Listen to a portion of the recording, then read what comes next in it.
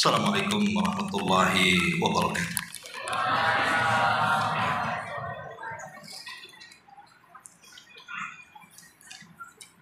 Alhamdulillah wassalatu wassalamu ala Rasulillah wa ala alihi wa sahbihi wa mawalah wa la hawla wa la quwata illa billahi wa ba'd. Alhamdulillah, segala puja dan puji hanya milik Allah subhanahu wa ta'ala. Salawat dan juga salam kita hadiahkan kepada Rasul kita Nabi besar Muhammad sallallahu alaihi wa ala alihi wasallam. Alhamdulillah, di malam hari ini Allah subhanahu wa ta'ala mempertemukan kita di Masjid Pontrenis ini,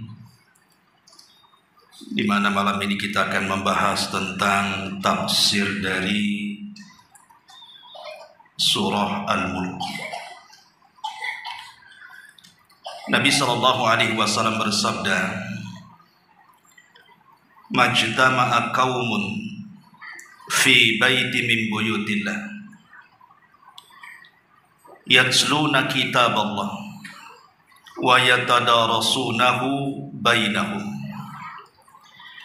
illa nazalat alaihimus sakinah wa ghasyiyatuhumur rahmah wa hafathumul malaikah wa dzakarallahu fi man indah." Tidaklah satu kaum, kata Nabi sallallahu alaihi wasallam, berkumpul di salah satu rumah daripada rumah-rumah Allah alias masjid. Di dalamnya dibacakan ayat-ayat Allah, maksudnya Al-Quran, dan dipelajarinya, kecuali Allah subhanahu wa ta'ala akan turunkan ketenangan, Allah akan tebar rahmat, dan para malaikat akan meliputinya, dan kita semua akan disebut-sebut Allah dan dipuji-pujinya di hadapan makhluknya yang di atas sana. Hadis ini menunjukkan tentang fadilah kita ini mempelajari Al-Quran. Makanya para ulama mengatakan fahmul hudud khairun min fahmil hudud.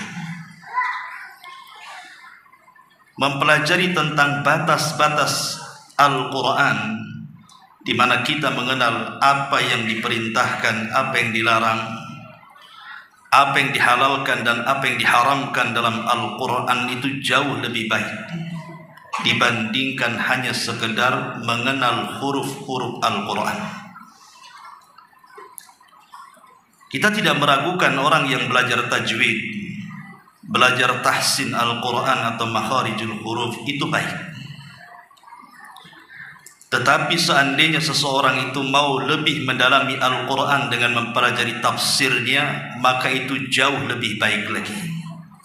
Karena Quran itu bukan hanya sekedar diibadahi bacaannya, tetapi juga harus dipahami maknanya untuk diamalkannya. Maka malam ini, sesuai dengan permintaan pengurus, kajian tafsir kita dimulai daripada surah Al-Mulk ke bawah. Ma'asyiral muslimin wal muslimat rahimakumullah, kita tidak mungkin mengkaji dalam satu pertemuan satu surat, karena memang surah Al-Mulk ini cukup panjang. Boleh jadi setiap pertemuan mungkin 1-2 ayat lebih, supaya kita lebih merinci isi daripada Al-Quranul Karim. Allah subhanahu wa ta'ala berfirman di dalam suratul Mulk, A'udzu billahi minasyaitonir rajim, bismillahirrahmanirrahim, Tabarakalladzi biyadihil mulku wa huwa ala kulli syai'in qadir, alladzi khalaqal mauta wal hayata liyabluwakum ayyukum ahsanu amala wa huwal azizul ghafur. Maha suci Allah subhanahu wa ta'ala yang menguasai segala kerajaan, dan Dia maha kuasa atas segala sesuatu.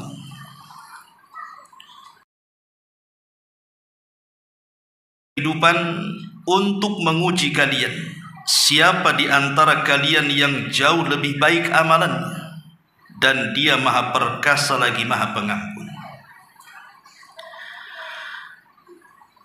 Ma'asyiral muslimin wal muslimat rahimani wa rahimakumullah. Sebelum saya menjelaskan tentang tafsir kalimat per kalimat dari suratul Mulk, tentu ada baiknya kita menjelaskan tentang fadilahnya dulu. Dalam sebuah hadis yang dikeluarkan oleh Imam At-Tirmidzi, Abi Dawud dan yang lainnya, dari sahabat Abi Hurairah radhiyallahu an, Rasul bersabda, "Inna suratan minal Qur'ani 30 ayatan syafa'at li rajulin hatta ghufira lahu wa hiya suratu tabarakalladzi biyadihil mulku." Dari Abu Hurairah radhiyallahu an, Nabi sallallahu alaihi wasallam bersabda, ada satu surat dari Al-Qur'anul Karim yang terdiri dari 30 ayat dan dapat memberikan syafaat bagi yang membacanya sampai dia diampuni. Maksudnya adalah ayat tabarakalladzi biyadihil mulku. Hadis ini menjelaskan kepada kita satu keutamaan besar bagi orang-orang yang mendawamkan membaca suratul Mulk, bahwa surat ini akan menjadikan syafaat bagi para pembacanya. Secara umum Al-Quran itu memberi syafaat kepada pembacanya, karena nanti pada hari kiamat Al-Quran akan berhujjah di hadapan Allah subhanahu wa ta'ala dan membela pembacanya. Dan lebih khusus lagi orang yang membaca surat Al-Mulk. Kapan surah Al-Mulk ini dianjurkan untuk dibaca? Dijelaskan dalam hadis Jabir bin Abdullah radhiyallahu an. Hadis ini diperselisihkan tentang sahih dan dhaifnya, tetapi Syekh Albani mensahihkannya. Anna Nabiy sallallahu alaihi wasallam kana la yanamu hatta yaqra alif lam mim tanzil wa tabarakalladzi biyadihil mulku. Dalam hadis Jabir radhiyallahu an, bahwa Nabi sallallahu alaihi wasallam tidak akan pernah tidur malam hari sampai beliau membaca alif lam mim tanzil, artinya surah As-Sajdah, dan juga surah Al-Mulk yang Allah subhanahu wa ta'ala mulakan dengan kalimat tabarakalladzi biyadihil mulku. Jadi sangat dianjurkan, kata para ulama, setiap sebelum tidur membaca suratul Mulk. Biasakan membaca suratul Mulk. Antum yang sudah hafal tentu senang membacanya, dan yang belum hafal tinggal baca Quran. Yang repot itu yang tak bunyi karena tak bisa baca. Itu harus belajar Quran tuh. Bahkan lebih daripada itu, Nabi SAW sampai mengatakan bahwa orang yang mendawamkan membaca suratul Mulk itu, maka dia akan terhindar dari fitnah kubur. Dia akan terhindar dari fitnah kubur, artinya terhindar dari su'alul malakaini, pertanyaan dua malaikat Munkar dan Nakir. Memang dalam masalah ini banyak hadis, ada yang sahih, ada yang dhaif.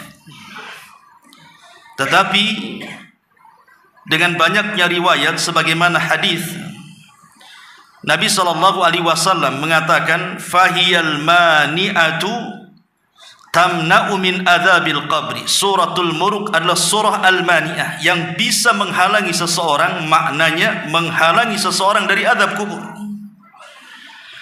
Abul Hasan Mubarakfuri rahimahullahu taala sampai mengatakan, ma'nahu anna tilawata hadhihi surati fil hayati dunya takunu sababan lin najati taliha min adzabil qabri. Bahwa membaca surah ini ketika di alam dunia akan menjadi sebab keberhasilannya pada alam setelahnya, maksudnya setelah kematiannya, yaitu dia terselamat dari azab kubur. Dari sini kita tahu tentang keistimewaan, kemuliaan dan ketinggian surah Al-Mulk di sini. Dia akan menghindarkan kita dari fitnah kubur, bahkan azab kubur, dan dia akan menjadi syafaat bagi orang-orang yang mendawamkannya. Dan sangat disunnahkan membaca suratul Mulk itu di malam hari sebelum tidur. Maka jangan sia-siakan membaca suratul Mulk ini di malam hari. Ma'asyiral muslimin wal muslimat rahimani wa rahimakumullah.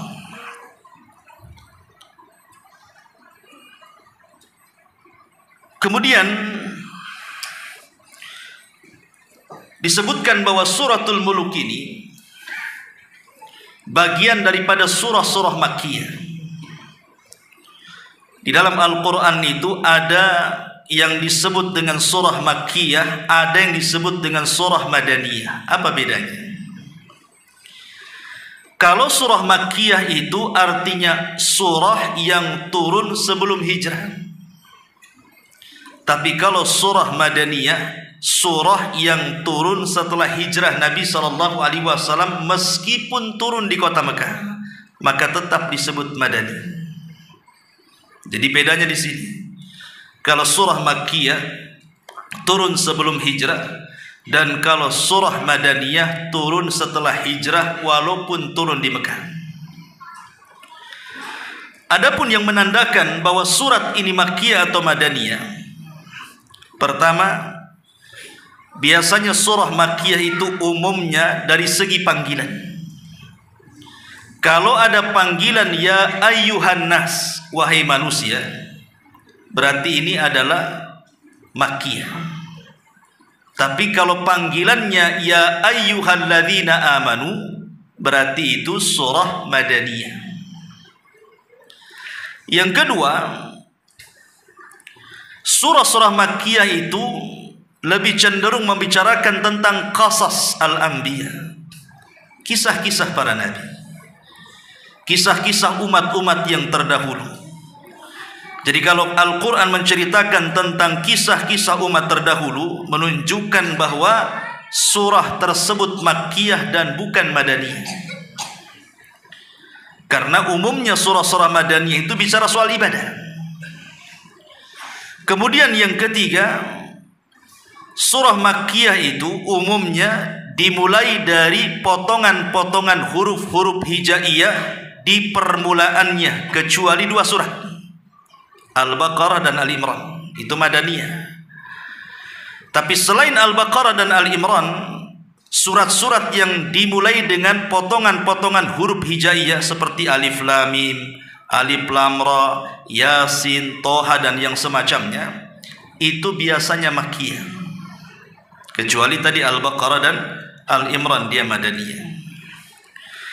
Kemudian juga surah-surah Makkiyah itu ditandai dengan ayat-ayat sajdah. Dan ada 15 tempat kalau kita membaca surat dan ada perintah atau kalimat sajdah, sujud, maka di situ disunnahkan untuk sujud tilawah.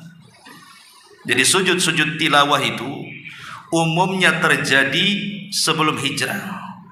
Makanya tanda bahwa surat ini Makkiyah ditandai dengan ayat-ayat sajdah, perintah tentang sujud tilawah.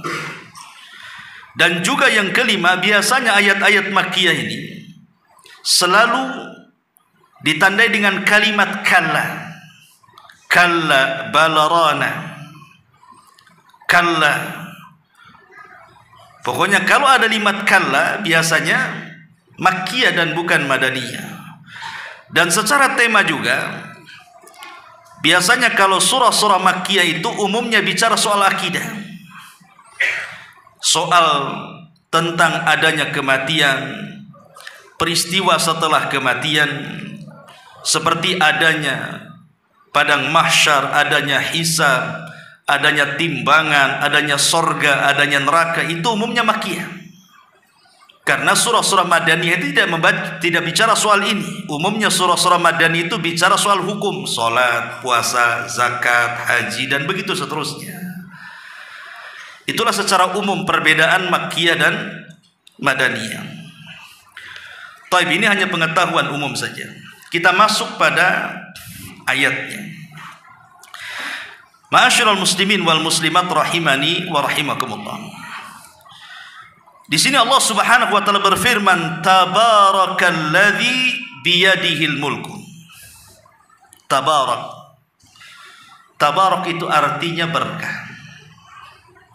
Tabarak itu artinya keberkahan, dan di sini diartikan maha suci Allah.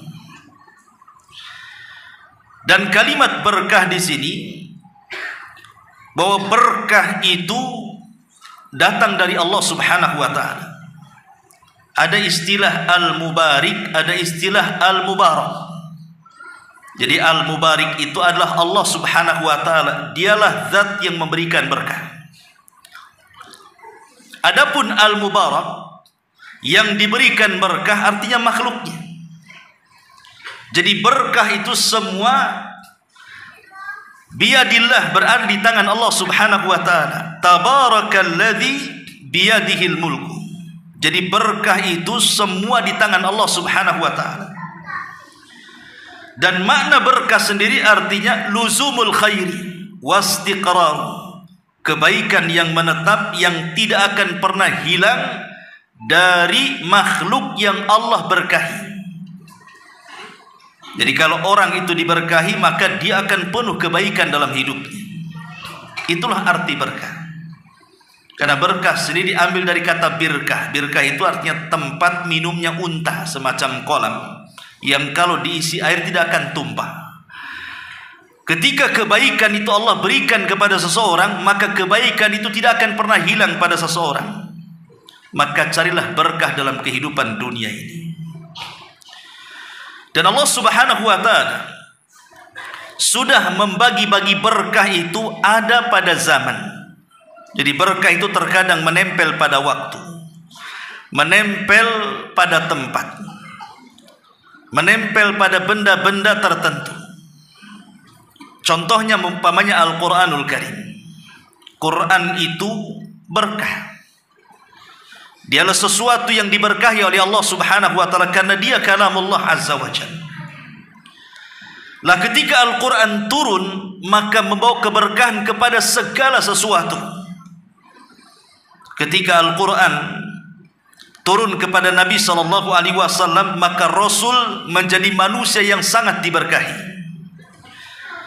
Ketika Al-Quran turun di masa generasi para sahabat, maka generasi para sahabat adalah generasi yang diberkahi. Makanya Rasul mengatakan, khairun nasi qarni, thumma alladhina yalunahum, thumma alladhina yalunahum. Sebaik-baik manusia itu generasiku, kemudian setelahnya dan setelahnya. Kemudian ketika Al-Quran turun di kota Mekah, maka kota Mekah menjadi kota yang paling berkah. Tidak ada satupun kota di alam dunia ini seberkah Mekah. Kenapa? Karena salah satu alasannya Quran turun di situ. Kemudian ketika Al-Quran turun di malam Lailatul Qadar, maka malam itu disebut malam yang penuh berkah.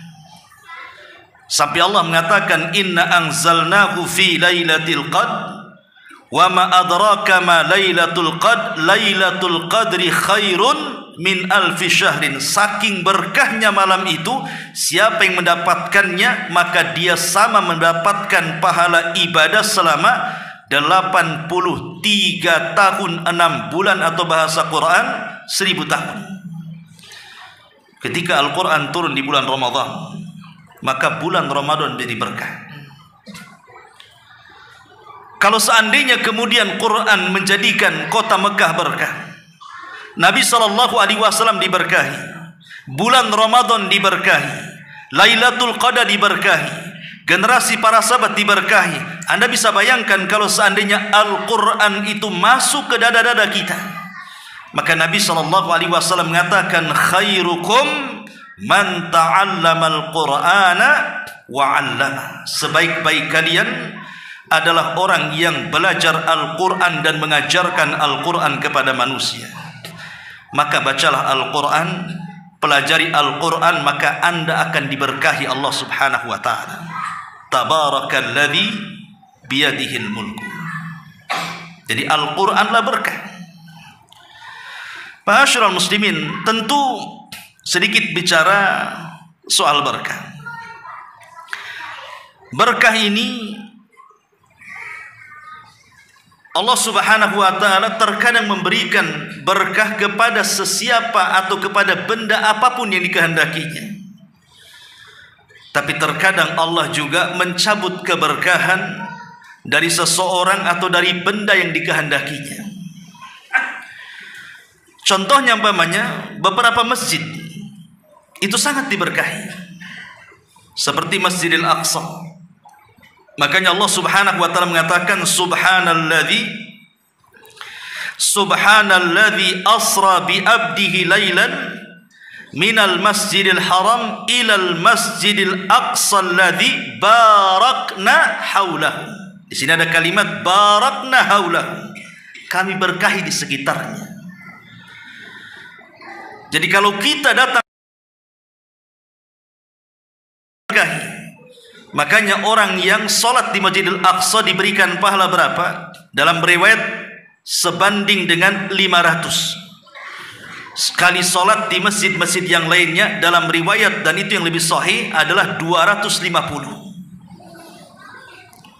Kemudian Masjid Nabawi, orang yang sholat di Masjid Nabawi sama dengan orang yang sholat di masjid-masjid yang lainnya 1000 kali sholat. Dan yang lebih besarlah di Masjidil Haram, karena orang yang sholat di Masjidil Haram itu sama dengan 100.000 kali sholat dibandingkan sholat di masjid-masjid yang lainnya. Ini berkah Allah Subhanahu wa ta'ala letakkan di masjid-masjid. Dan secara umum masjid itu berkah, karena orang yang datang ke masjid kemudian beribadah kepada Allah Subhanahu wa ta'ala dan berdoa, umumnya dikabulkan. Karena memang masjid sendiri adalah rumah daripada rumah-rumah Allah Subhanahu wa ta'ala. Termasuk juga hal-hal yang diberkahi adalah 10 awal bulan Dzulhijjah. Itu sangat diberkahi dari segi waktu ya, karena orang yang beramal saleh di 10 awal bulan Dzulhijjah itu sama dengan orang yang mati syahid yang mengorbankan harta dan jiwanya. Kemudian sampai kepada waktu sahur, itu waktu berkah. Makanya Rasul mengatakan, tasahharu fa inna fi sahurikum barakah. Sahurlah kalian karena dimakan sahur itu ada berkah. Termasuk juga air Zam-Zam, itu air yang diberkahi. Air Zam-Zam itu air yang diberkahi. Makanya Rasul mengatakan, ma'uz Zam-Zam lima syuribalahu, bahwa orang yang meminum air Zam-Zam itu akan mengabulkan setiap doa peminumnya. Jadi kalau antum diberikan Zam-Zam oleh saudara kita yang habis umroh atau haji, ketika minum itu berdoa. Doanya apa? Ya terserah, minta ilmu, minta supaya amal kita diterima, minta supaya kita diistiqomahkan, dan begitu seterusnya. Termasuk juga beberapa makhluk yang dijadikan sumpah dalam Al-Quran, seperti Allah Subhanahu wa ta'ala berfirman, wattini wazzaituni wa turi sinina wa hadzal baladil amin. Wattin, buah tin. Buah tin itu buah berkah, karena penuh dengan kesehatan siapapun yang memakannya. Kemudian wazzaitun, minyak zaitun, itu sangat berkah sekali, karena penuh dengan kesehatan sesiapa yang meminumnya. Bahkan ada yang mengatakan waturi sinin, maksudnya bukit Tur Sina itu maksudnya diisyaratkan kepada asal, kepada madu jabali. Karena madu itu kan ada 3 macam. Ada madu gunung, ada madu pohon, dan ada madu peliharaan. Yang paling bagus itu madu gunung. Itu madu itu sangat diberkahi. Kemudian juga wahadzal baladil amin disyaratkan kepada air Zam-Zam. Bayangkan di sini Allah Subhanahu wa taala menunjukkan perobatan dengan cara satu dimakan, satu dioles, satu diminum, dan satu untuk mandi. Yang dimakan buah tin, yang dioles minyak zaitun, yang dimakan madu, yang digunakan untuk mandi air Zam-Zam. Kalau 4 perkara kita gunakan untuk berobat, maka mana penyakit yang tidak akan terkalahkan? Karena 4-4-nya dijadikan sumpah dalam Quran. Semuanya berkah. Itulah berkah. Ma'asyiral muslimin yang dimuliakan Allah, itu makna daripada tabarakalladzi biyadihil mulku. Kemudian Allah Subhanahu wa taala mengatakan di sini, tabarakalladzi biyadihil mulku. Maha berkah atau maha suci Allah yang di tangannya kekuasaan. Ingat, kekuasaan itu semua di tangan Allah Subhanahu wa taala. Manusia tidak berkuasa. Sehebat apapun manusia, seberkuasa apapun manusia, ada batasnya. Manusia tidak sanggup melakukan apapun seperti Allah melakukan kepada kita sebagai makhluknya. Saya contohkan beberapa kisah. Kita tahu bahwa di akhir zaman salah satu makhluk yang akan memfitnah manusia adalah turunnya Dajjal. Bahkan tidak ada fitnah sejak diciptakan Adam sampai dikiamatkan melebihi fitnah Dajjal. Sebagaimana sabda Nabi SAW, bagaimana tidak, Dajjal ini diizinkan oleh Allah Subhanahu wa taala diberikan sebagian kecil dari rububiyahnya. Kata Dajjal hujan, hujan. Kata Dajjal tumbuh, tumbuh. Kata Dajjal hidup, hidup, walaupun yang hidup syaitan. Tetapi walaupun Dajjal itu manusia sakti, bahkan tidak ada yang lebih sakti di kolong langit melebihi Dajjal, Dajjal tidak berkuasa untuk menghapus kalimat kafara dalam dahinya. Dajjal itu ada tulisan kafir di dahinya, tapi dia tidak bisa menghapusnya. Padahal dia sakti. Kenapa dia tidak bisa menghapus kalimat kafir? Karena dia tidak berkuasa. Dan Dajjal itu pincang, jalannya egang, bengkok, seperti busur. Dari busur panah itu gimana lah kan begitu. Artinya Dajjal itu tidak seperti manusia normal cara jalannya, karena betisnya bengkok. Tapi dia tidak bisa menjadikan bengkok betisnya menjadi lurus. Dia akan tetap seperti itu. Dia tidak bisa meluruskan kakinya, padahal dia sakti kan, menunjukkan dia tidak berkuasa. Bahkan Dajjal itu buta sebelah. Kalau memang dia sakti, harusnya dia bisa mengobati matanya. Rupanya dia tidak bisa mengobati matanya. Padahal dia bisa memerintahkan langit hujan-hujan, memerintahkan bumi tumbuh-tumbuh, bahkan mengelabui orang-orang yang sudah mati hidup menjadi hidup. Padahal itu jelmaan syaitan.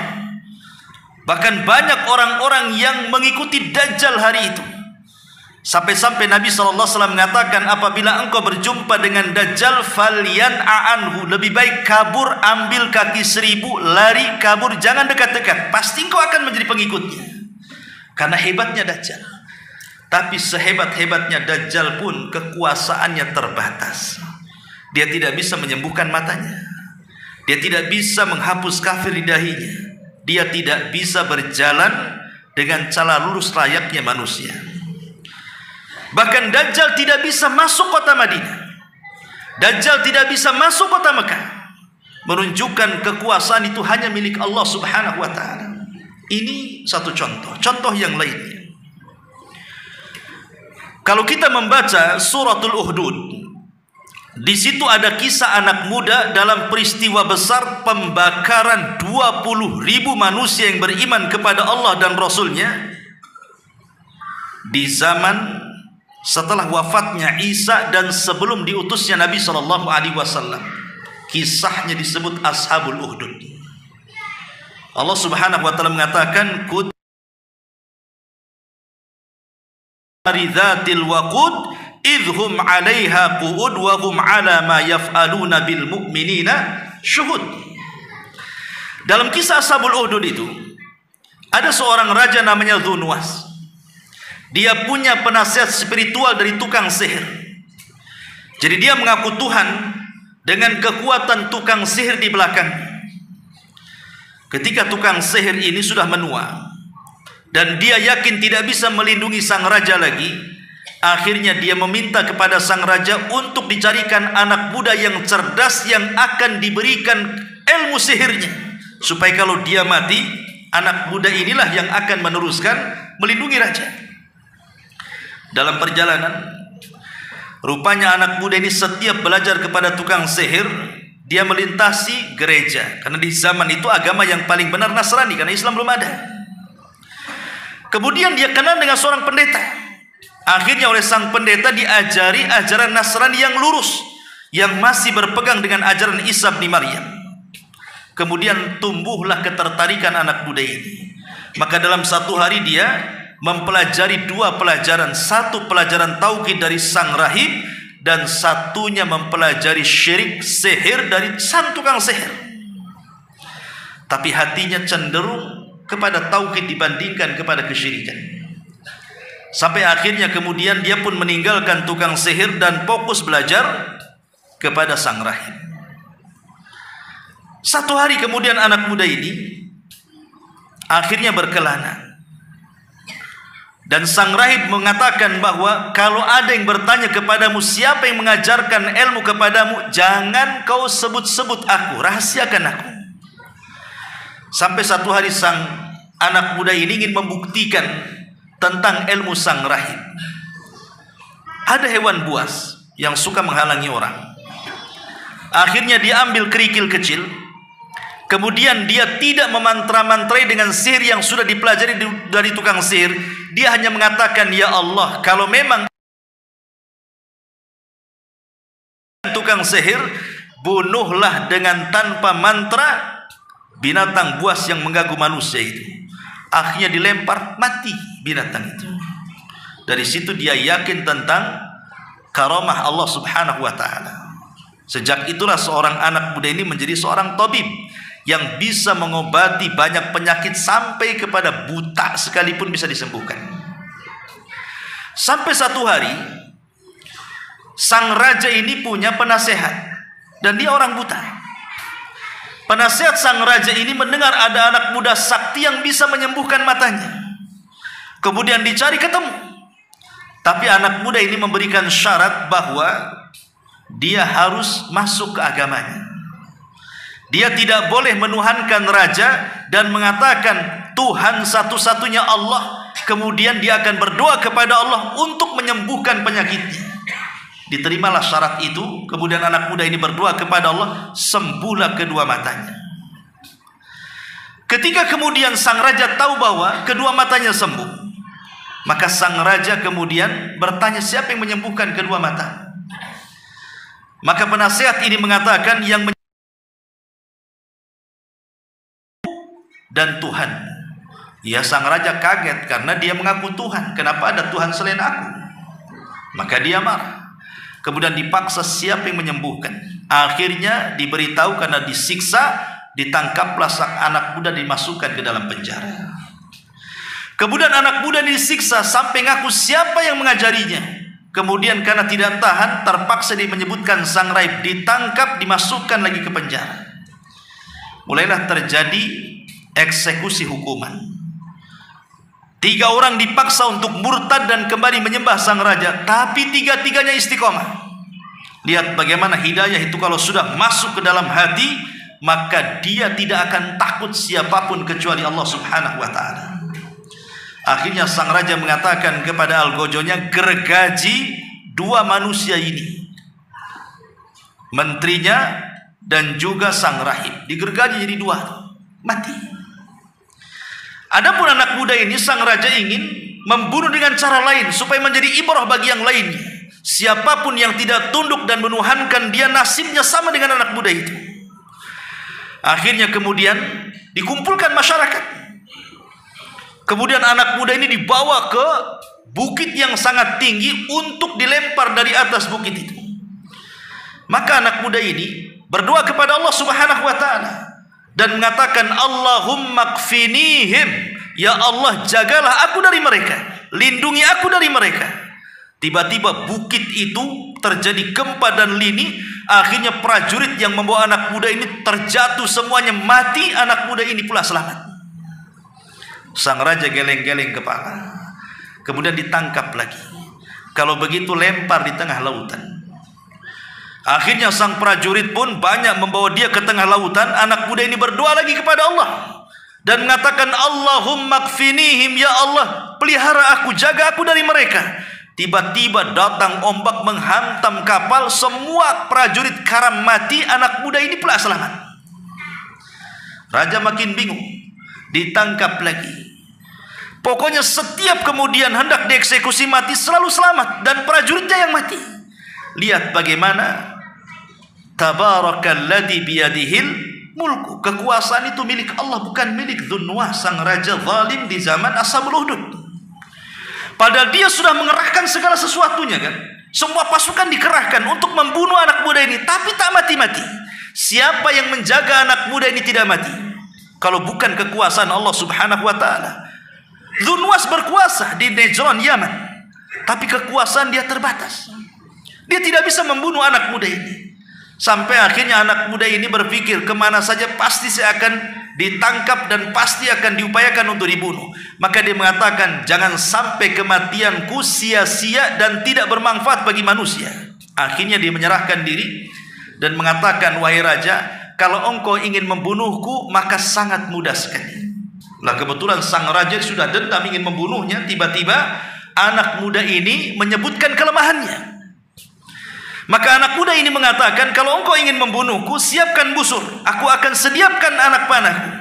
Dengan anak panahkulah yang akan melesat tepat di pelipis mataku, maka engkau akan bisa membunuhku. Dengan syarat ketika melepas anak panah engkau membaca bismillah,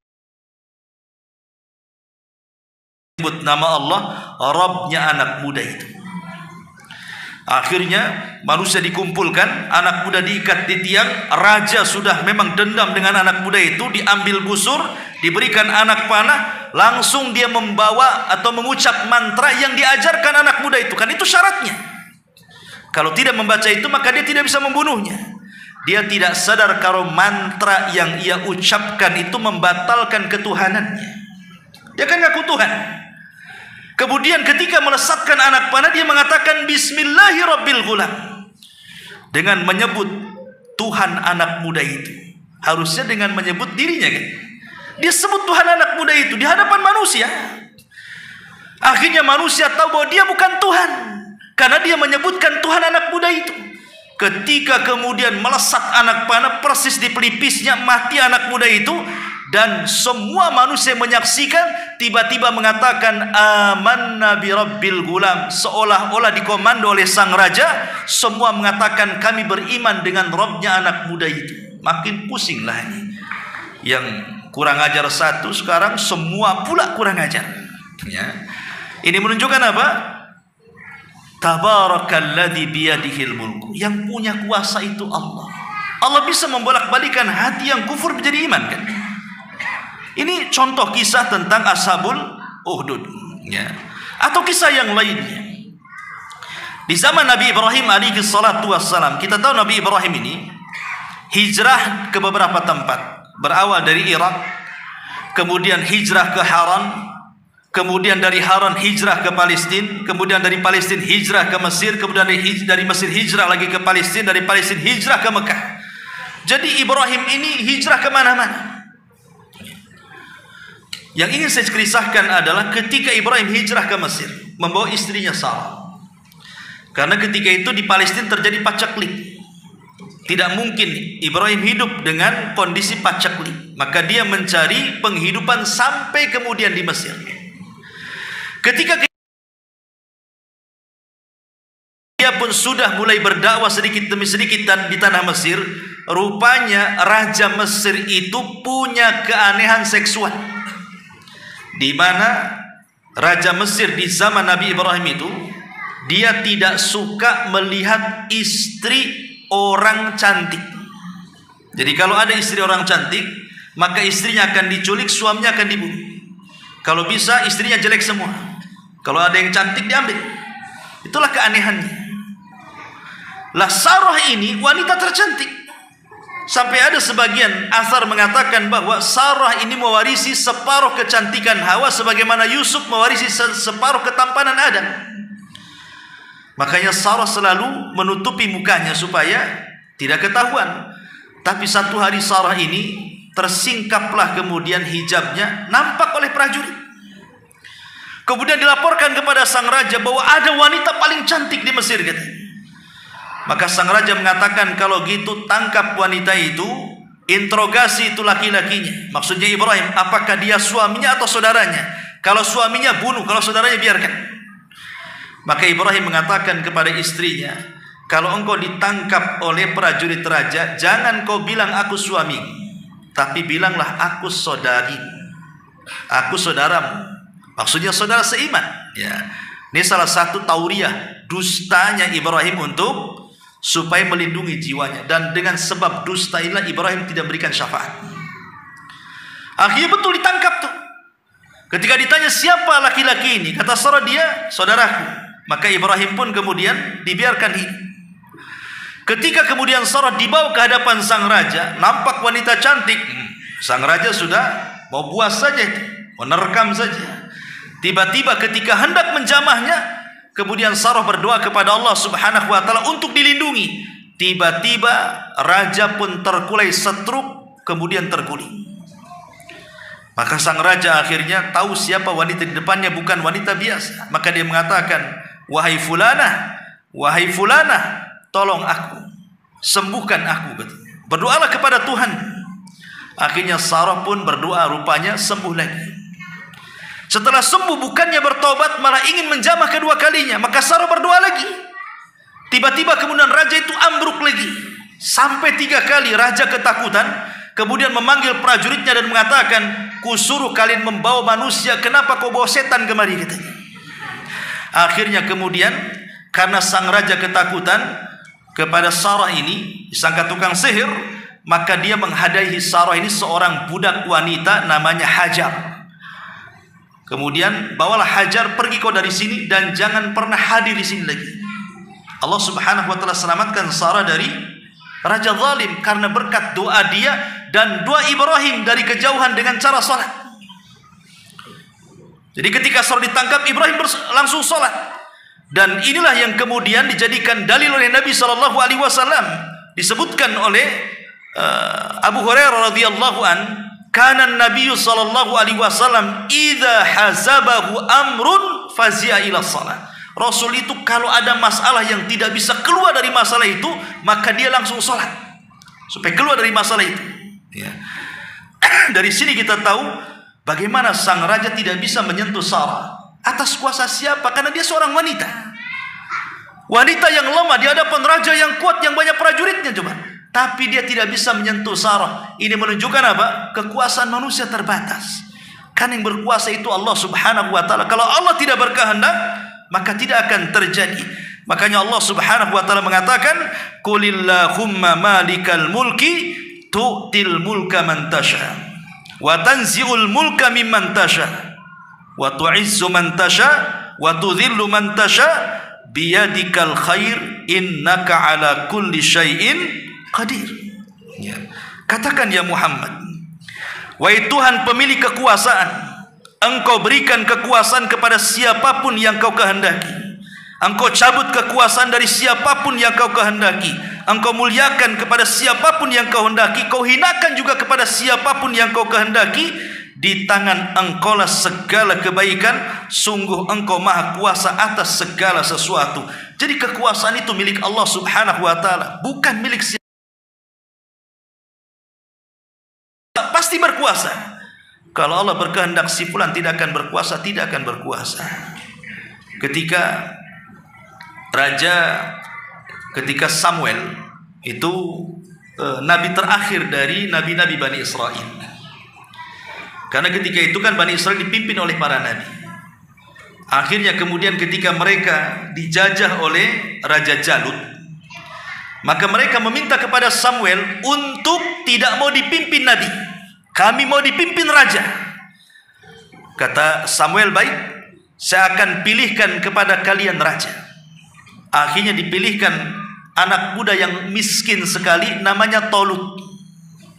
Tapi walaupun Tolut ini miskin, tapi Tolut ini punya kecerdasan dan punya tenaga, kuat orang. Akhirnya kemudian para pembesar Bani Israel mengejek, kenapa mesti Tolut menjadi raja kami? Bukankah banyak orang kaya, banyak orang terpandang, banyak orang mulia, kenapa mesti si Tolut? Kenapa orang miskin jadikan raja? Apa tidak ada orang lain? Tapi ingat, Allah sudah memilih Tolut. Bagaimanapun caranya dia harus jadi raja. Akhirnya tabut kotak yang dulunya Nabi Musa kecil berada di kotak itu dan dihanyutkan, itu disebut tabut. Tabut itu menjadi benda berharga, benda sakti, sangat diagungkan dan disucikan. Tabut itu dicuri oleh Jalut.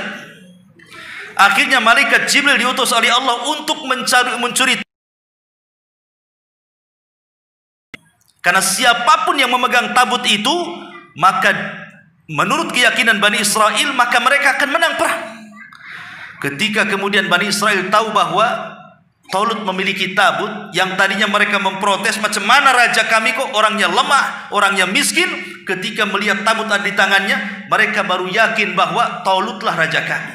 Lihat bagaimana Allah kalau sudah menentukan si fulan maha berkuasa, pasti Allah akan jadikan. Tapi kalau Allah subhanahu wa ta'ala tidak berkehendak, tidak akan bisa. Makanya lihat para pemimpin, calon-calon para pemimpin, pemimpin daerah atau pemimpin provinsi atau sampai ke presiden. Ketika terjadi pemilihan, kalau Allah tidak berkehendak jadi, tidak akan jadi. Seberapa besar uang yang dikeluarkan pun, kalau Allah tidak berkehendak jadi, tidak akan jadi. Tapi kalau Allah berkehendak jadi, maka jadi.